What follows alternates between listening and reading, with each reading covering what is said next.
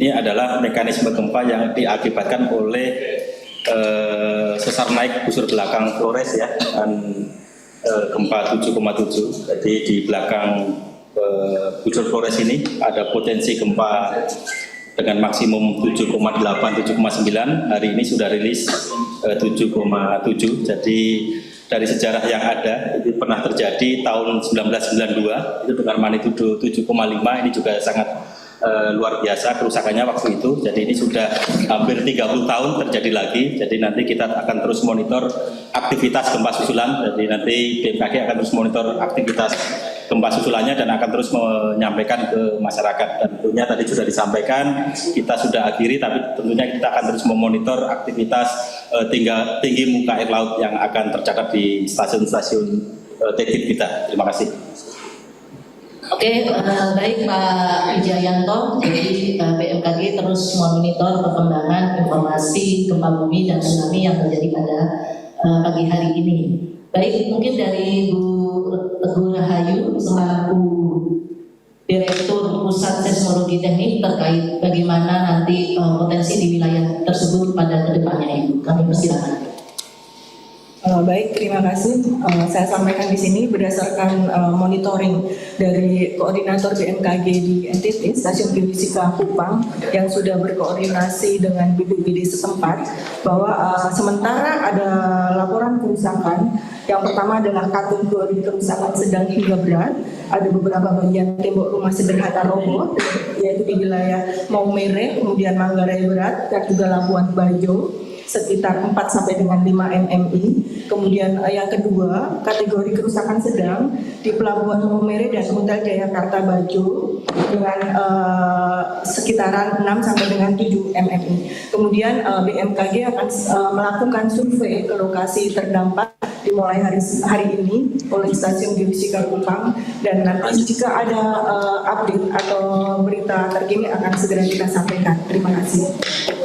Baik, terima kasih Ibu Direktur Seismologi Teknik Potensial pada waktu.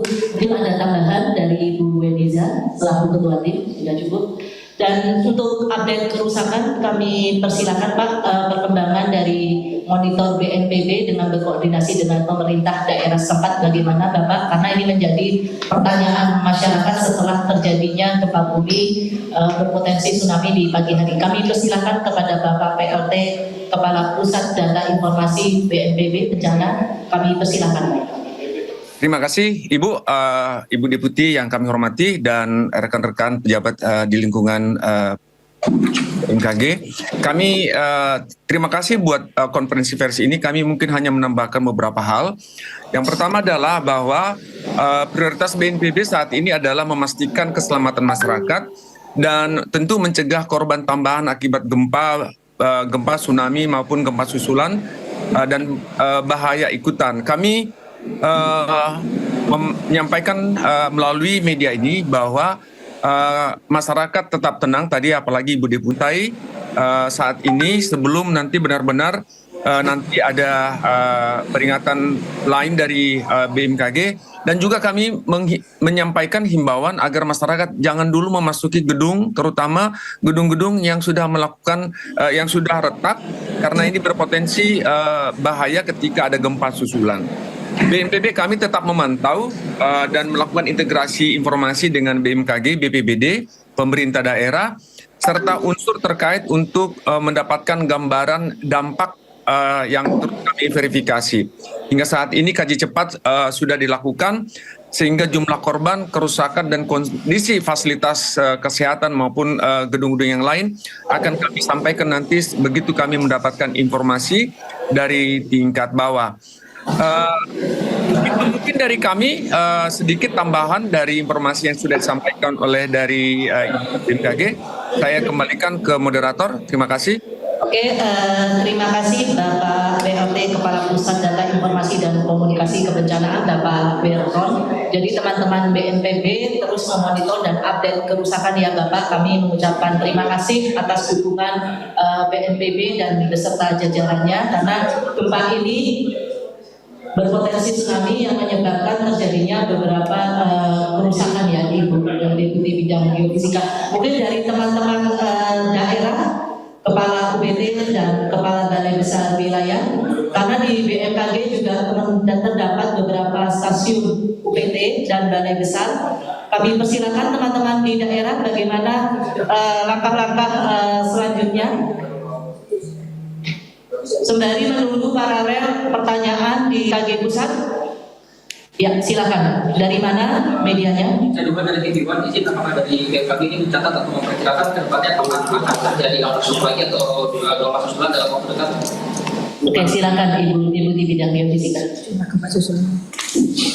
Ya, seperti tadi sudah disampaikan, kami akan terus update terkait info, termasuk terkait info gempa susulan, karena sampai saat ini sendiri sudah terjadi 37 gempa susulan. Dan tadi terima kasih dari BNPB Pak Berton, tadi juga sudah disampaikan, apalagi banyak bangunan yang rusak, supaya masyarakat jangan dulu memasuki bangunan rumah atau gedung, karena itu akan sangat berbahaya karena gempa susulan masih terjadi. Oke, baik, terima kasih. Jadi masih berpotensi terjadi ya Ibu ya, walaupun nantinya magnitudenya lebih kecil daripada gempa yang utama. Mungkin ada lagi yang di sini media televisi. Kalau tidak kita beralih ke di ruang Zoom ya Ibu ya. Ini apa penyebabnya terjadinya gempa? Tadi mungkin sudah dijelaskan oleh Pak Wijayanto selaku Direktur Informasi Gempa Bumi dan Tsunami, mungkin lebih dipertegas Pak. Terus mungkin kira-kira akumulasi energinya berapa tahun kemudian? Seperti itu Pak. Baik, terima kasih. Jadi menambahkan kita terus monitor aktivitas gempa susulan ya tadi ya. Jadi tadi dengan data 2 jam saja kita sudah memonitor sekitar 37 gempa susulan. Tentunya ini masih data sangat awal sekali. Dengan gempa 7,7 tentunya nanti masih banyak sekali aktivitas gempa susulan. Itu bisa berlangsung berhari-hari bahkan nanti berminggu-minggu gitu ya. Tapi tentunya nanti bukan berarti kita berminggu-minggu harus khawatir, harus namun kita terus tetap waspada karena biasanya gempa susulan ini akan terus meluruh, terus mengecil. Nanti akan kita sampaikan update berikutnya kira-kira akan berapa lama peluruhan ini akan terjadi gitu ya. Jadi ini gempa ini adalah aktivitas akibat sesar naik busur belakang atau kita sebut backup thrust Flores gitu ya. Potensinya 7,8 di sana. Hari ini rilis 7,7. Ini mudah-mudahan tidak akan terjadi yang potensi yang maksimalnya, ini mudah-mudahan sudah yang maksimal, nanti peluruhannya akan semakin meluruh, semakin kecil gitu ya. Jadi tentunya tadi kita sudah mengakhiri peringatan dini kita. Jadi peringatan dini yang kita akhiri adalah peringatan dini tsunami.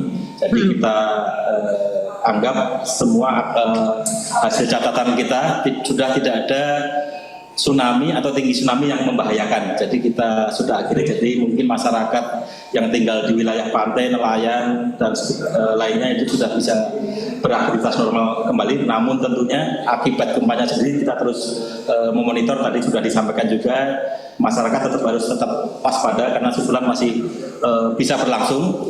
Ini tadi sudah ada satu dirasakan sekitar 6,2 yang terbesar. Nanti mudah-mudahan kita terus monitor tetap akan makin mengecil gitu ya, kurang dari. Pemirsa, gempa bumi kuat mengguncang wilayah Nusa Tenggara Timur Sabtu dini hari.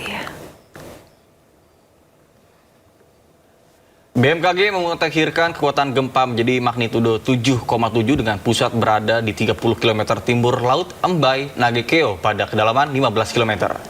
Gempa terjadi pukul 4:58 waktu Indonesia Barat dan BMKG mengeluarkan peringatan dini tsunami untuk wilayah Nusa Tenggara Barat, Nusa Tenggara Timur, Sulawesi Selatan, dan juga Sulawesi Tenggara. Masyarakat di wilayah terdampak diminta tetap tenang, menjauhi pantai dan tepian sungai, serta mengikuti informasi resmi dari BMKG. Data tersebut merupakan pemutakhiran BMKG setelah sebelumnya gempa tercatat magnitudo 7,0.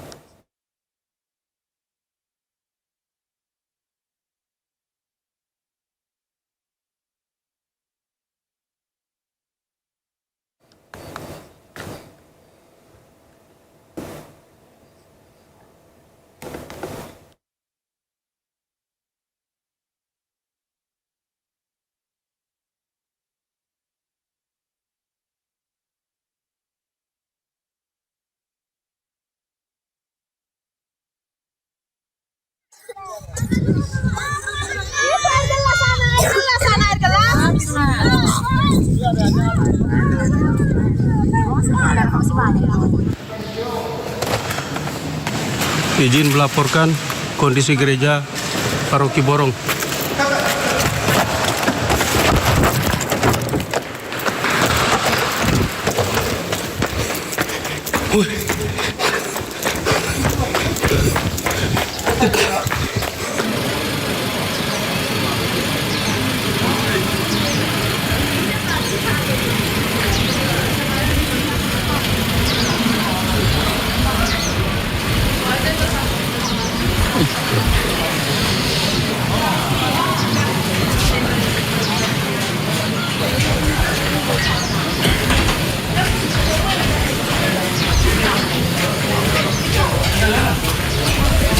Ini Hotel Jayakarta.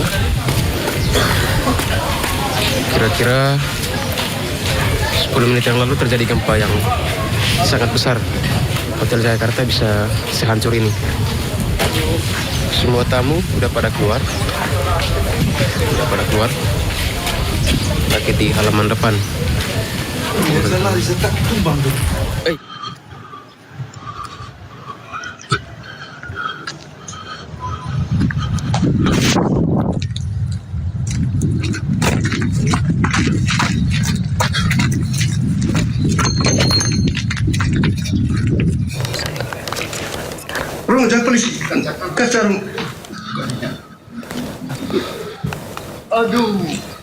Pemirsa, sebelumnya gempa yang mengguncang Nusa Tenggara Timur pada Sabtu dini hari disertai dengan adanya peringatan tsunami. Namun dari pihak BMKG tadi memberikan pembaruan informasi sekitar pukul 7 waktu Indonesia Barat, peringatan tsunami sudah resmi dicabut.